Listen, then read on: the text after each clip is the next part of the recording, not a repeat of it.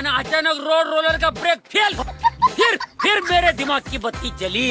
फिर मैं स्टीयरिंग में उंगली डाल के जो चक्री घुमाई, रोड रोलर जगह पे घर घर घर घर घर घर घर घर। क्या हुआ? तू तो रोलर से उड़ गया होगा। उड़ा तेरा बाप।